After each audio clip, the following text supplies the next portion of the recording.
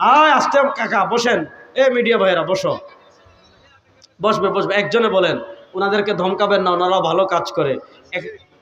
ধারণ বলতেছি, রাগ হওয়া যাবে না। রাসূলুল্লাহ সাল্লাল্লাহু আলাইহি ওয়াসাল্লাম রাগ করতেন না, মুমিন কখনো রাগ করে না। ইনশাআল্লাহ ইনশাআল্লাহ বলেন। আপনারা দ্রুত কাজ শেষ করেন, আল্লাহর কথা ভালো করে বুঝেন। মিডিয়ার ভাইদের সাথে খারাপ ব্যবহার করবেন না। কেন?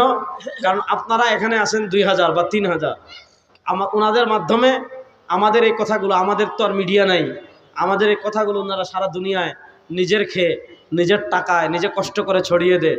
আমাদেরকে আপনারা টাকা দেন, কি সুন্দর নাস্তা করাইছেন, যাওয়ার সময় হাদিয়া একটা কম বেশি দিবেন, ওনাদেরকে কিচ্ছু করেন না। ওই জন্য ওনাদেরকে কষ্ট দিবেন না, ঠিক আছে তো? ইনশাআল্লাহ ওনাদেরকে বললে আস্তে আস্তে বলবেন ভালো মুখে, ভাই তুমি দ্রুত বসো। দেখেন রাসূলুল্লাহ সাল্লাল্লাহু আলাইহি ওয়াসাল্লামের একটা অভ্যাস ছিল, তিনি হেসে কথা বলতেন, রাগ করতেন না, খারাপ ব্যবহার করতেন না। আপনি রেগে গেলেন তো হেরে গেলেন, রেগে মানুষ সিদ্ধান্ত নিলে সিদ্ধান্ত ভুল করে, দেখেন নাই? এজন্য মুসলমান সবসময় শান্ত মিজাজে থাকবে।